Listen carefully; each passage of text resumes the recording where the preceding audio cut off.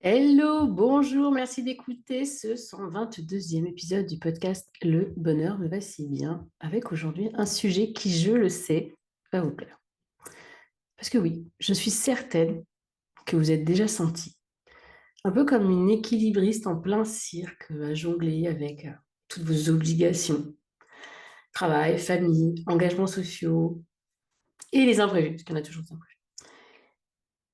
Et dans cet imbroglio, il peut sembler mais complètement impossible de trouver ne serait-ce que 2 minutes pour soi. Et pourtant, c'est dans ces moments de tumulte que le besoin de prendre soin de soi est pour moi le plus crucial.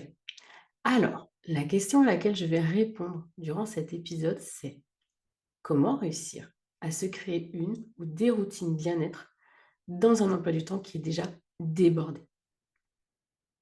Je vais vous proposer des astuces, des stratégies simples et concrètes pour intégrer cette notion de bien-être, mieux-être dans votre vie, même lorsque le temps vous file entre les doigts. Alors, restez bien jusqu'au bout parce que vraiment, je vais vous donner des exemples concrets. Et il y aura une surprise en fin d'épisode. Je n'en dis pas plus. Mais bon, pourquoi là j'ai envie de vous parler de ça, de ces routines?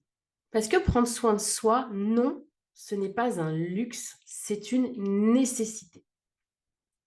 Dans notre société, je vous le dis souvent, la productivité, le stress sont omniprésents.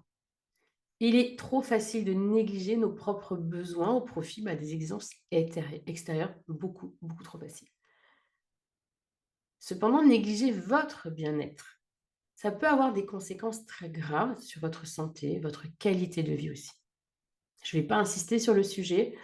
Le thème de l'épuisement, du burn-out ou tout autre, ce sont des sujets que j'aborde très régulièrement sur ce podcast. Donc, je ne vais pas perdre de votre précieux temps pour vous rappeler ce qui est en jeu.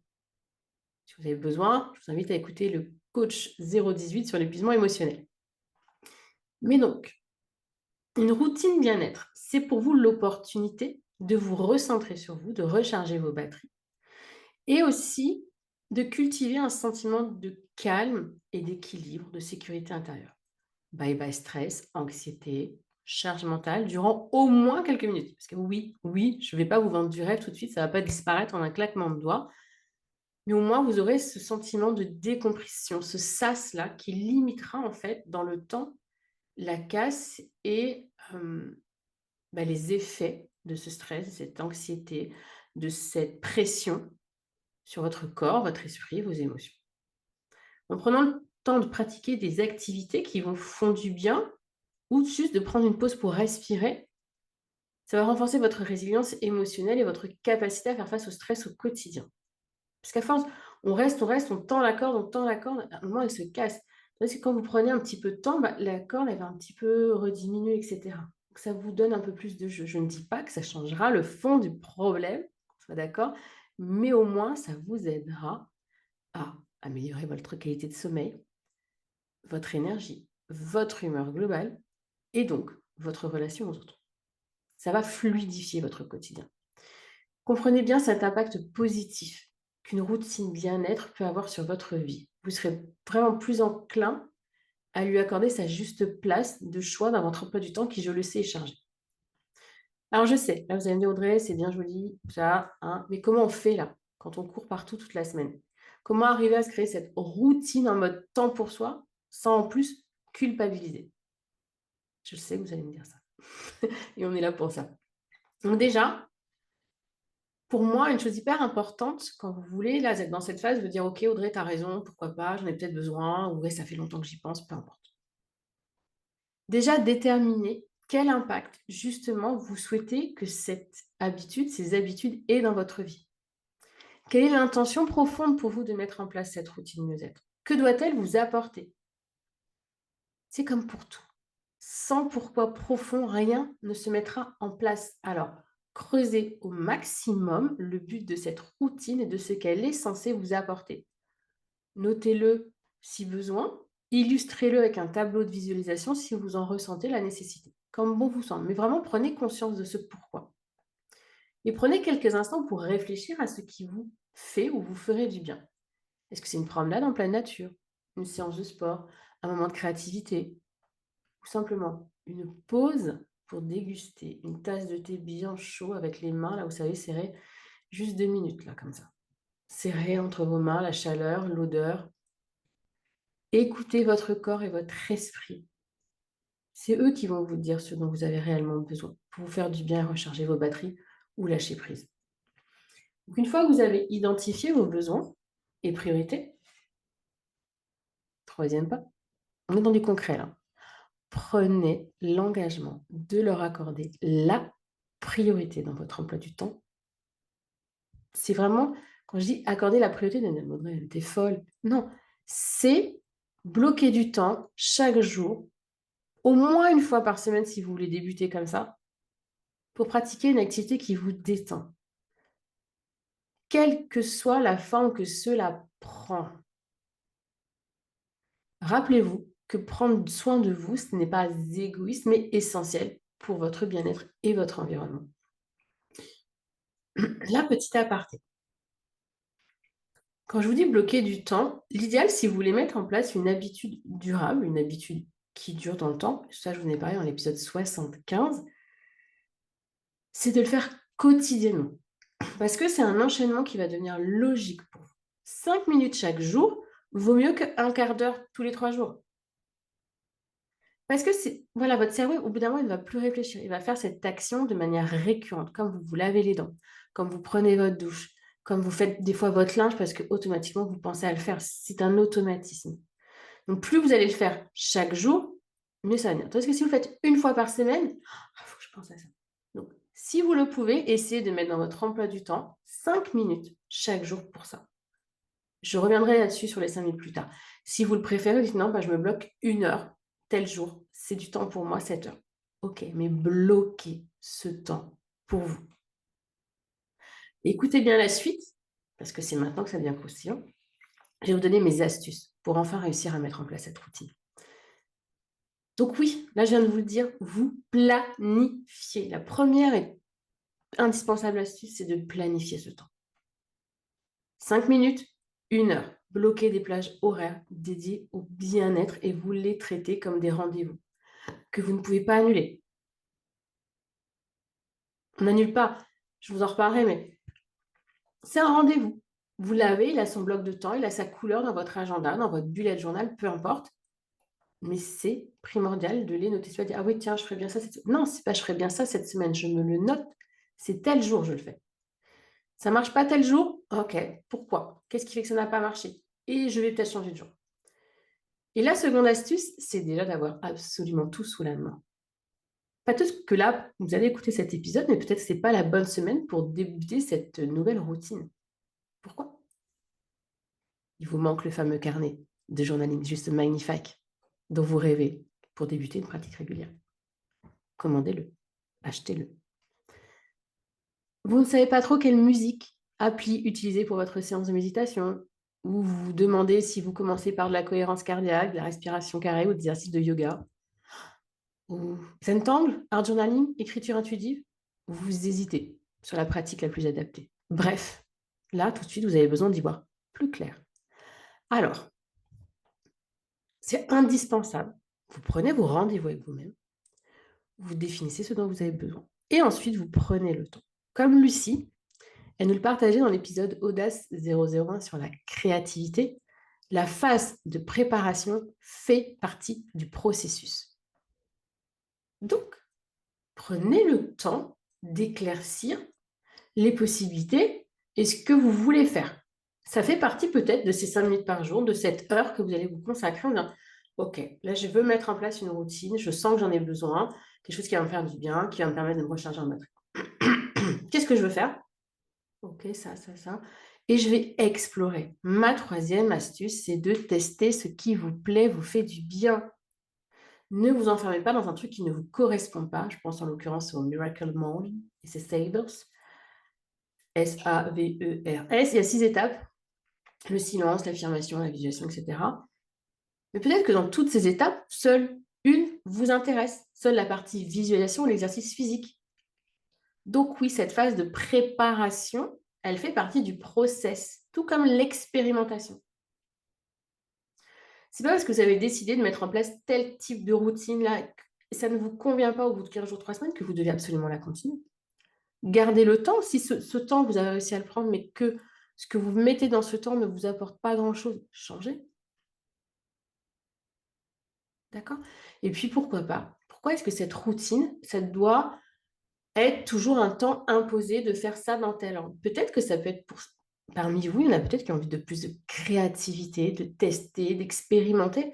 Donc là, c'est sûr qu'en 5 minutes, ça va être compliqué, on est OK, mais si vous vous prévoyez 1 heure par semaine, apprenez, testez, explorez, expérimentez votre créativité, ce que vous avez envie pendant cette heure. Autorisez, vous allez dire: «Oui, mais alors il faut sortir tout le bah oui, il faut sortir tout le matériel». Bah, on se prépare, on achète des bacs de rangement en plastique, on met ça, hop, on sort et puis après on range au fur et à mesure. Quels sont les freins? Quels sont les obstacles? Réfléchissez à ce qui pourrait vous aider à mettre en place ça. Et si vous dites: «Je ne sais pas trop», bah, vous testez. Et en dernière partie, je vous donnerai des exemples un peu plus concrets. 4e astuce, donc pour mettre en place une routine bien-être qui vous fait du bien, sinon ce ne serait pas une routine bien-être, c'est d'apprendre à dire non. Ne partez pas en courant. J'en ai entendu dire: «Ah OK, ouais, c'est bon». Parce qu'il est facile, trop facile de se laisser submerger par les demandes des autres et de surcharger son propre emploi du temps avec les engagements des autres qui ne nous nourrissent pas. Donc apprenez à dire non aux choses qui ne vous apportent pas de joie ou de satisfaction et à prioriser ce qui est important pour vous. Oui, cela ne se fera pas en une journée, bien évidemment, ni même en un mois. Désolée de vous décevoir, mais très honnêtement, je ne vous vends pas du rêve, je vous l'ai dit en plus haut, mais c'est pas en un mois que ça va forcément changer. Par contre, petit à petit, en vous ressourçant lors de ces temps pour vous, votre corps et votre cerveau vont comprendre leur importance et apprendre à capitaliser sur ces moments. Aussi, ils vous aideront à dire non plus en conscience de votre intérêt. Et le plus difficile, comme bien souvent, c'est le premier pas. Et enfin, j'ai envie de vous dire, soyez quand même flexible. Oui, la vie est pleine d'imprévus. Oui, je vous ai dit de ne pas annuler vos rendez-vous avec vous-même, parce que c'est un rendez-vous au même titre que les autres. Toutefois, il est important d'être capable de vous adapter au changement de plan. Si vous manquez une séance d'entraînement ou une méditation, ne vous en voulez pas. Acceptez que la perfection n'existe pas et que l'important est de faire de son mieux dans les circonstances données. Attention à ce que ça ne se réitère pas trop souvent non plus. Sinon, ça ne va pas s'ancrer, l'habitude ne va pas s'ancrer et ça vous semblera toujours contraignant, voire impossible à mettre en place. Là, je vous ai donné mes astuces vraiment pour vous permettre d'intégrer un petit peu de bien-être dans votre emploi du temps chargé et prendre soin de vous-même. Et ce que je vous propose là maintenant, parce que vous êtes toujours très, très, très nombreux à me le demander régulièrement, c'est des petits exemples concrets pour impliquer, pour intégrer ça dans vos plannings de Wonder Woman débordés. Par exemple, vous pourriez commencer votre journée par quelques minutes de méditation, de yoga, de visualisation. Comment ma journée, j'ai envie qu'elle se passe, d'intention, 2 minutes. Moi, je donne une intention à ma journée. Je la visualise, comment elle va se dérouler. Vous vous préparez ainsi mentalement pour la journée. 5 et 10 minutes, c'est déjà ça de prix. Vous allez me dire: «Oui, mais alors il y a les enfants, il y a machin». OK, bah, peut-être essayer de se lever avant les enfants. Parfois, ils se lèvent avant nous, c'est pas possible. Bah, peut-être que le lendemain matin, ce sera possible. Et si c'est pas bon pour vous le matin, bah, pendant votre pause déjeuner, prendre l'air, marcher 10 minutes en extérieur, prendre un livre, écouter un podcast, écouter un livre audio. En fin de journée, ça peut être aussi de s'accorder un moment de relaxation avant de se coucher. Que ce soit en vous lavant le visage avec, moi j'adore, c'est des petites mousses là qui sentent bon. Voilà, je me lave le visage avec ça. Écrire vos 3 gratitudes, pratique de respiration, de certains mouvements d'étirement pour délasser vos muscles. Donc ne voyez vraiment pas cette histoire de rituel comme quelque chose d'hyper long et compliqué. Au contraire, choisissez des choses simples, accessibles et faciles pour vous. Je vous le redis, se laver le visage avec une petite mousse toute douce qui sent bon, puis ensuite enlever l'excédent avec un petit coton là, tout doux là. Ça aussi, c'est prendre soin de soi et c'est créer une routine bien-être. Vous avez déjà ça en place? Qu'est-ce que vous pourriez ajouter peut-être à ce moment déjà de réconfort? Allumer une bougie? Mettre une petite musique douce? Vous voyez, des petites choses, c'est peut-être pas bon, je vais dire: «J'ai pas allumé une bougie pour ça». Bah, si vous en avez envie. Si l'odeur de cette bougie vous fait du bien, si la lumière que dégage la bougie vous fait du bien en ce moment, qui dure, 2 minutes pour vous, et alors? Il est où le problème? D'accord? Vraiment, vous voyez, c'est des petites choses, des petits moments, des petites capsules de temps dans votre quotidien qui peuvent faire toute une différence. Mises bout à bout en fin de journée, ces petits espaces-là, décompression, je me suis fait plaisir, ça fait du bien. Réfléchissez aussi aux sens qui vous qui vous titillent le plus. Moi, je sais que j'accorde beaucoup d'importance à l'odorat. Donc, je vais avoir besoin d'odeurs de réconfort. C'est pour ça que j'ai souvent des bougies. Parce que ces odeurs-là, ça m'apaise. Pour d'autres, ça va plutôt être le visuel, pour d'autres, ça va être le toucher. Donc réfléchissez bien à ça. Le gustatif, c'est aussi sympa, mais on est d'accord que notre maillot de bain, il aime pas trop. Donc c'est aussi savoir se faire plaisir, bien sûr, gustativement, mais peut-être que c'est pas une bonne habitude à mettre en place. Ça dépend ce que vous voulez prendre. Mais bon. Et j'ai décidé, en préparant cet épisode, de vous préparer un espace routine bien-être avec des exemples concrets, des idées de livres à lire, d'activités à mettre en place avec peu de temps. Il n'est pas prêt, j'ai eu l'idée pendant que je vous préparais, mais je me dis que ça serait vraiment utile pour vous d'avoir cet espace pour débuter, expérimenter, tester, découvrir d'autres champs des possibles. Euh, voilà, parce que des fois, on est un peu fermé par rapport à certaines choses. Donc, je vous le crée. Dès que c'est créé, je vous mettrai le lien dans le descriptif de l'épisode. S'il n'y a pas le lien, c'est que ce n'est pas encore créé. Je vous le dis tout de suite. Mais vraiment, voilà, je vais faire ça. Je pense que je vais vous le faire sur Notion. Ne vous rassure, Notion, vous n'avez pas besoin de connaître, d'utiliser, etc. Mais je pense que ça va être plus souple pour moi pour vous mettre des choses, les changer, etc. J'ai un joli truc là devant les yeux, donc je vais vous créer ça dès que possible. Mais surtout, si on en revient à l'épisode, débutez. Quand vous débutez ça, inutile de vous fixer une liste d'habitudes qui, mises bout à bout, vont vous prendre 1 heure. Là, c'est le titre de l'épisode, c'est de mettre en place une routine bien-être, même quand on a un emploi du temps surchargé. Donc, clairement, vous manquez de temps. Et si vous prenez trop de temps, vous allez culpabiliser plus au début, à la fin, moins. Donc, commencez par 5 minutes pendant un mois, ajoutez 5 minutes le mois suivant. Je vous l'ai déjà dit, votre corps et votre cerveau vont rapidement enregistrer les bienfaits de ces temps pour vous et en redemander sans culpabiliser. Une fois que les résultats de ces rituels mieux-être vont vraiment être ancrés, ils vont se répercuter sur votre quotidien, vous ne saurez plus vous en passer et c'est tant mieux. Donc, adaptez les différents exemples que je vous ai donnés à votre emploi du temps et à vos besoins et créez votre propre routine qui vous permettra de vous sentir mieux dans votre peau et plus équilibré dans votre vie quotidienne.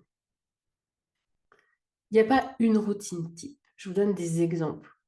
Peut-être qu'il y a des choses là, je n'ai pas cité, vous dites, bah, jardiner, cueillir des fleurs, faire à manger, faire la cuisine. Il y en a qui vont kiffer faire les poussières, désencombrer, enfin, peu importe. Si c'est votre kiff de faire la poussière, bah, vous faites la poussière. Il est où le problème? Voilà. Tant que c'est vraiment un moment de détente et de bien-être et pas «Oh, il y a un grain de poussière qui dit: "Oh, faut que je le fasse!" et que ça vous crispe. D'accord? Vraiment adapté à vos besoins. Et maintenant que vous avez toutes les clés en main pour mettre en place cette routine bien-être, je vous encourage à passer à l'action dès aujourd'hui. Choisissez là une petite chose, une petite habitude que vous pourriez intégrer facilement dans votre quotidien et commencez dès maintenant. Alors, quand je vous dis commencer dès maintenant, je vous rappelle qu'il y a tout ce processus. Peut-être qu'il vous manque quelque chose. Peut-être que vous avez besoin d'éclaircir. Bah, prenez le temps d'éclaircir ce dont vous avez besoin. Parce que chaque petit pas compte et il n'est jamais trop tard pour prendre soin de vous. En investissant du temps, de l'énergie dans votre bien-être, vous vous donnez les moyens de vivre une vie plus équilibrée, épanouissante et en meilleure santé. Alors oui, parfois, on se dit: «Oh, je ne vais pas acheter un carnet de journaling à 20 €. Pourquoi? Alors forcément, si vous n'avez pas assez d'argent pour manger, vous n'écoutez pas ce que je viens de dire, hein. Si vous avez du mal à finir vos mois parce que vraiment c'est très, très difficile, financièrement, je comprends. Mais pour d'autres, je sais que ces 20 €, c'est plus: «Ah, je ne vais pas dépenser 20 € pour moi», alors qu'ils sont sur votre compte à la fin du mois. Ou que vous allez les dépenser dans des choses qui vont vous être moins nécessaires, qui vont vous apporter moins ou qui vont être pour vos enfants ou voilà, donc réfléchissez à ça. Parfois, se faire un petit cadeau, un beau carnet de journaling, bah, ça fait du bien aussi. Vous avez le droit de vous le faire. Et avant de terminer, petit rappel des éléments importants de cet épisode. Donc, déterminez le pourquoi de cette routine et définissez l'intention de départ, primordial. On planifie des blocs de temps pour soi. On fait appel au time blocking, ce qu'on appelle quoi. Vous avez tout sous la main. Prenez le temps de vous procurer les outils nécessaires, de vous organiser pour faciliter la mise en place. Musique, tout ce que, enfin, que ce soit des objets ou autres, de quoi j'ai besoin. On teste et on expérimente différentes pratiques, on découvre ce qui nous convient le mieux et on est ouvert au changement. On rajoute le non, non, non, parce qu'on essaye de protéger son propre temps, qui est, je vous le rappelle, votre ressource là, plus rare. Donc, quand vous donnez de votre temps à une autre personne, vous lui faites le plus beau cadeau du monde. Et par contre, on est quand même flexible, parce qu'on accepte que la vie est faite d'imprévus et on ne se culpabilise pas, on ne s'auto-flagelle pas parce qu'on a raté une journée. Ok. Donc, j'espère que cet épisode vous a plu. Je vous le rappelle, dès que possible, je vous crée cet espace habitude, bien-être, routine, comment mettre en place, quoi mettre en place avec, pourquoi pas des petits audios aussi, des petites musiques, des applis, enfin voilà, avoir un truc un peu, où vous pourrez tout retrouver pour vous prendre soin de vous. Et je vous rappelle que si cet épisode vous a plu, vous pouvez laisser une note ou un commentaire sur Spotify ou Apple Podcast et surtout faites circuler les épisodes qui vous parlent le plus autour de vous afin que ma cohérence puisse répandre ces petites graines de plus en plus loin. Moi, je suis cette voix, mais c'est vous qui portez cette voix, c'est vous qui portez ce message aussi de votre côté. Donc, je compte sur vous pour faire voler cette voix et ces épisodes le plus loin possible et au plus grand nombre de femmes possible, parce que je sais que vous êtes très nombreuses à avoir besoin de ces paroles, à avoir besoin de ces outils, de ces techniques, de ces astuces concrètes, de ces partages d'expériences. Et merci d'être toujours plus nombreuses à m'écouter. Ça me touche, ça fait 3 ans maintenant que le podcast existe. On va dépasser les 300 000 écoutes. Donc, vraiment, merci. Et n'oubliez pas, vous êtes la personne la plus importante de votre vie.